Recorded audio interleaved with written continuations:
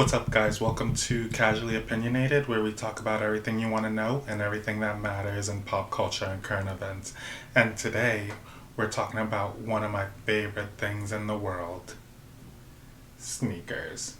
More specifically, we're talking about Hebert, a Nike exec who had to resign due to her son's resale business and how it exposes a huge problem in the sneaker culture and sneaker industry in general. So, let's get into it.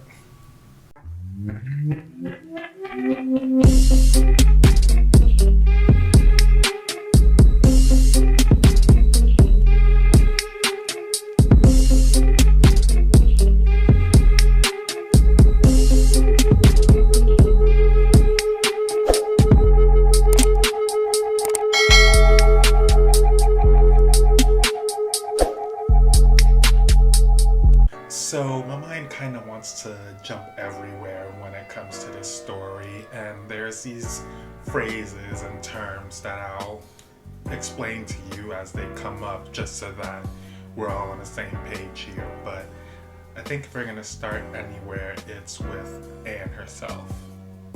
Anne Hebert was Nike's vice president and general manager for North American operations, who recently resigned due to her name being attached to her son Joe's resale business called West Coast Streetwear. Nike doesn't allow its employees to participate in reselling of any kind, but interestingly enough, Anne says that she told her employers about her son's business when he started in 2018, and there was no violation of company policy, according to a Nike spokesperson. Joe Hebert and his business were being spotlit in a story for Bloomberg Business Week, which was about the sneaker resale business, one of the few businesses that saw growing sales during the pandemic. Throughout the story, Josh sprinkles in little tidbits from conversations he had with Joe, and through this we learn that he supplies his business in a couple of ways. One of the ways he supplied his business was buying pairs in bulk from outlet stores in and around Portland. He even documented trips he would take with the truck that he purchased, going from places like South Carolina and Utah, picking up multiple pairs of Nike and Adidas bricks along the way. Keep in mind I said Adidas. That's going to be important later. But what exactly is a brick?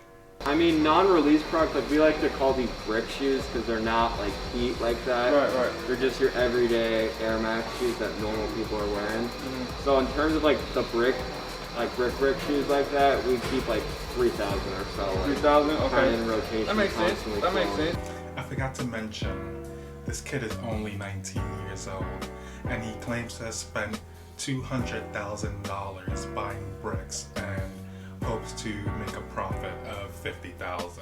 He also states that he was using computer systems known as bots to attempt to purchase multiple pairs of sneakers the second that it's released online.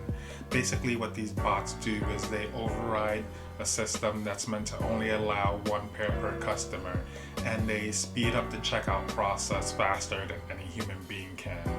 And that's not just one bot we're talking about. These people have thousands upon thousands. I'll let him explain it a little bit. With bots, yes, a big part of it is capital and the money you have. Okay. It's also definitely be able to use the software to the most advantage. But the way like I sell shoes, I'm more risky, so I'm totally willing to dump literally all of my money into the shoe because I have enough trust Right. that shoe's gonna flip and it's Right. gonna make me $1 or Makes something. sense. I'm not gonna go home with an L. So I've got that confidence, one, in the shoe, and then also have like the right bots and the right software because I'm constantly around similar people that do this. So we share ideas, we share what bots are working, and then those people even run their bots on my credit card. He means his mama's card, y'all. He rang up a $132,000 price tag on some Yeezys the morning of release and used an American Express card registered in her name. Another way, and this is purely speculation, is he probably did some backdooring, which is not what you think it means. It's when you get a manager or an owner of a store to give you some pairs at a premium. usually before the sneaker or whatever it is released. He also had a Discord group where he would charge people $250 a month to have access to all the information he has as far as sneaker releases, sales, and restocks go. At the time of the Bloomberg story, he had about 450 subscribers. I think in order to understand Ann's situation a little better, we need to go back to a situation involving these beauties right here. Dubbed the freeze out, these Jordan 1 High OGs released, and I use the term loosely, on February 10th. The sneaker was a collaboration between Michael Jordan's son Marcus's store Trophy Room and were sold exclusively through the store and website. So how do we end up with this? Bots on apps like Sneakers and backdooring. That's how. Now, don't get me wrong, there were so many other problems with this release, but this might be the most important one. Anyway, back to Ann. Part of Van's position at Nike was to oversee the sneakers app, which is many people's only way to get some of these exclusive sneakers for retail, and Nike has really put efforts towards bot prevention on their platform. Josh, the reporter, learned that Ann was Joe's mom and the LLC and card being used was under her name. It was game over. Joe said that his mom inspired him as a business person and that she never gave him any inside information. He also insisted that she not be mentioned in the article. But we know that's not how it went down, and good on Joshua Hill for his journalistic integrity. He exposed something that definitely needed to be put out there. So my thoughts on this are twofold. As a sneaker enthusiast, I really hate just some of the measures these people go through to basically have control of the market if they really wanted to. I also understand that it's a modern day business and there's billions of dollars to be made in the sneaker resale game. But nothing sucks more than getting up in the morning, grabbing your phone, going on the sneakers app, trying to get that sneaker at the time of release, and it's sold out before you even have a chance to do anything. I think after the Trophy Room situation, Nike had an audit of sorts and saw that there was thousands of dollars being spent on Adidas from a Nike corporate card. Nike was like, "Not in my house."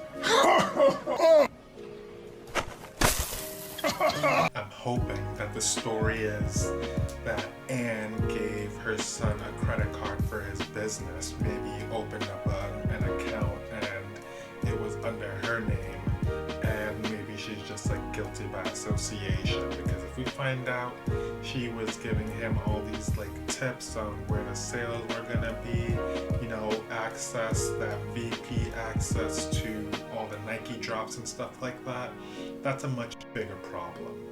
I really don't think firing one person is gonna fix this reselling problem.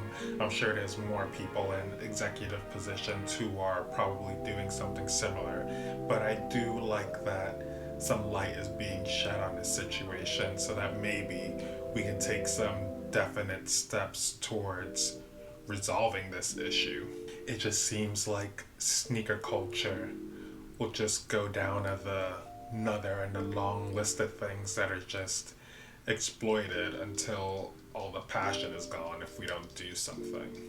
So comment below, let me know what you guys think about this whole situation. I know it's a wild one. Be sure to like this video and subscribe for more opinionated takes on pop culture and current events. Follow me on Instagram at Casually Opinionated. Follow my personal Instagram at Litoswaay. And follow me on Twitter at Litoslife. And of course, I'll see you guys on the next one.